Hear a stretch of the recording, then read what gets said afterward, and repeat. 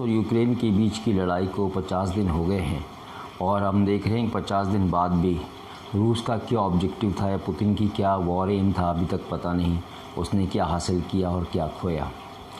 तो हम देखते हैं कि क्या अभी लेटेस्ट पॉइंट्स हैं जो 50 दिन के बाद जिनके ऊपर बातचीत होनी चाहिए। तो लड़ाई की जहाँ तक बात है, रशिया का जो नेवी का फ्लैगशिप वेसल था ब्लैक सी के अंदर, वो सीरियसली डैमेज, उसका नाम है मॉस्कवा, जिसको मिसाइल से उड़ा दिया गया है। तो यूक्रेन की गवर्नमेंट ऑफिशियल ने बताया है कि ये यूक्रेन के स्पेशल फोर्सेस उन्होंने उसको उड़ा दिया है और डिस्ट्रक्शन उसका लगभग तय है। उसमें रूस के जो है 700-800 मिलियन डॉलर्स जो है उसका नुकसान हो गया क्योंकि वो फ्लैगशिप उनका डूब गया। और रशियन टेलीविज़न ने भी दिखाया है कि कुछ यूक्रेनियन सोल्जर वो कहते हैं, जैसे कि आर्मी की फटीग में दिखाए गए हैं, जो कि हाथ ऊपर करके उन्होंने सरेंडर किया है। तो ये बताया गया है कि ये जो है सोल्जर हैं यूक्रेन के, लेकिन ये कंफर्म नहीं किया जा सकता क्योंकि मास्क लगाया हुआ उन्होंने और वो यूक्रेनी है या नहीं ये कोई कंफर्मेशन नहीं कर सकता। साथ ही साथ डोनबास एरिया में जो है रूस ने अपनी सेनाओं को मजबूत किया, वहाँ पे और सेना भेजी गई है लड़ाई के लिए डोनबास एरिया में। और खार्किव के नॉर्थ ईस्ट मेयर ने कहा है कि यहाँ पे अभी बमबारी जो है बहुत ज़बरदस्त जारी है और यूक्रेन का सेकेंड लार्जेस्ट जो है खार्किव शहर है, जिसमें ज़बरदस्त बमबारी हो और उसमें ज़बरदस्त नुकसान रूस की सेना वहाँ पहुँचा रही है। वहाँ मिसाइल से हिट हो रहा है और बॉम्बिंग दोनों जारी हैं। तीसरा ये है कि रशिया कहता है कि यूनाइटेड स्टेट्स और नाटो के जो ट्रांसपोर्टिंग व्हीकल्स हैं, जो वेपन्स को ले जा रहे हैं यूक्रेन को देने के लिए, वो मिलिट्री टारगेट हो सकते हैं। वो हो सकता है कि उन गाड़ियों को उड़ा दे अगर वो उनकी रेंज में आए, क्योंकि वो मिलिट्री व्हीकल कैरी कर रहे हैं, मिलिट्री वेपन कैरी कर रहे हैं और वो वॉर का एक हिस्सा बन जाते हैं अपने अपोजिशन का। तो रूस ने बता दिया, नाटो को चेतावनी दे दी, अमेरिका को चेतावनी दे दी कि मैं उनको टारगेट करूँगा, उनको हिट करूँगा, डिस्ट्रॉय करूँगा। जो इंटरनेशनल क्रिमिनल कोर्ट की चीफ प्रोसिक्यूटर है उसने बुका का दौरा किया है और ये बताया है कि यूक्रेन के जो है एक पूरा जो है यूक्रेन जो है वॉर क्राइम सीन बन गया। पूरा जो यूक्रेन है वो डिस्ट्रॉयड है तकरीबन, और वॉर क्राइम का जो एक बहुत बड़ा वहाँ पर जो है सबूत दिख सकता है। तो कई शहर, छोटे मोटे गांव वो पूरी तरह से डिस्ट्रॉयड हैं और हज़ारों सिविलियंस की हत्या हुई है, जिसको उसने जाके देखा है। अब आगे क्या होता है, इंटरनेशनल क्रिमिनल कोर्ट क्या करता है और पुतिन के ख़िलाफ़ क्या एक्शन लेता है, क्या उसको सज़ा मिलती है, वो देखा जाएगा। लेकिन अभी ये हुआ लेटेस्ट, वो जाके उसने विज़िट किया है। जहाँ तक डिप्लोमेसी का सवाल है, डिप्लोमेसी के ऊपर रशिया ने कहा यूक्रेन को कि रशिया ने सिविलियंस को नहीं मारा है, चूँकि वो वॉर जोन में है और गलती से उनके ऊपर बॉम्ब गिरे हैं।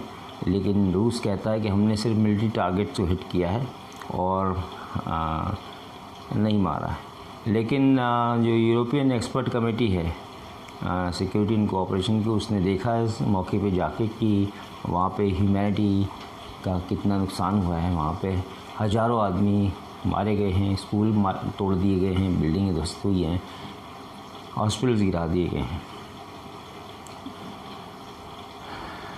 जो बाइडेन जो है वो कह रहा है जेलेंस्की को कि मैं आपका सपोर्ट जारी रखूँगा, हम आपको जो है मदद देते रहेंगे, हम आपको स्मॉल आर्म्स या मिसाइल सिस्टम देते रहेंगे। इसी सीरीज़ में जो मिसाइल जो दे रहे हैं जेवलिन वो दी गई है, भेजी गई यूएस के द्वारा, जो कि बड़ी डेडली मिसाइल और लो फ्लाइंग ऑब्जेक्ट्स, एयरक्राफ्ट्स और टैंक्स के ख़िलाफ़ या बीएमपी के ख़िलाफ़ बहुत कारगर सिद्ध हुई है और काफ़ी खेप जो है उस मिसाइल की भेजी गई है। तो इस तरह से जो है ये डिप्लोमेसी और वॉर फ्रंट पे काम चल रहा है। और जहाँ तक इकोनॉमी और बिज़नेस के फील्ड की बात है, उस क्षेत्र की बात है कि रशिया जो है वो वेस्टर्न कंट्रीज़ को अपने एनर्जी जो है गैस और पेट्रोलियम प्रोडक्ट्स बेच सकता है और जो उसके खुद के कंजम्पशन के लिए, जो डोमेस्टिक कंजम्पशन के लिए उसके पास ऑयल गैस और कोल है वो सफिशिएंट है, उसको बाहर से आयात करने की ज़रूरत नहीं, ऐसा पुतिन का कहना है। यूके ने जो है 206 लोगों के ख़िलाफ़, जो रशियन है उनके ख़िलाफ़ प्रतिबंध लगाया है अलग अलग तरीके का पूरी दुनिया में जहाँ उनका व्यापार चल रहा है। और यूएस ट्रेजरी सेक्रेटरी जो हैं जेनेट जेलन ने चीन को भी वार्न किया है कि रशिया जो यूक्रेन का इन्वेजन कर रहा है, आप उसके साथ ट्रेड कर रहे हैं, उसमें आपको रोकना चाहिए, क्योंकि आप भी जो है चीन को कहा गया कि वो जिस तरह यूक्रेन की बर्बादी रूस ने की है, ताइवान के इशू पर भी अमेरिका की निगाहें हैं और देख रहा है कि कहीं चीन कोई इस तरह की हिमाकत ताइवान के साथ ना करे। तो ये अब तक का था, जिसके अंदर 50 दिन होने के बाद भी नो विक्टर नो वैंक्विश, अभी किसी का पता नहीं कि कौन लड़ाई जीत रहा है कौन लड़ाई हार रहा है।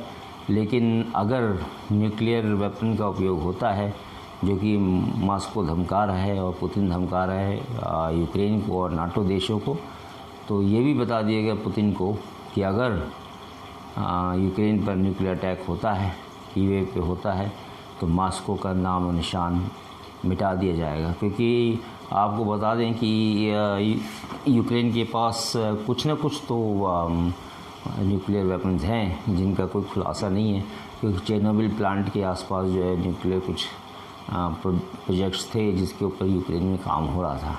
या हो सकता है नाटो कंट्रीज़ कुछ उसको टैक्टिकल न्यूक्लियर वेपन उस परिस्थिति में दे दें कि अगर रूस जो है न्यूक्लियर वेपन का इस्तेमाल इनके ख़िलाफ़ करता है।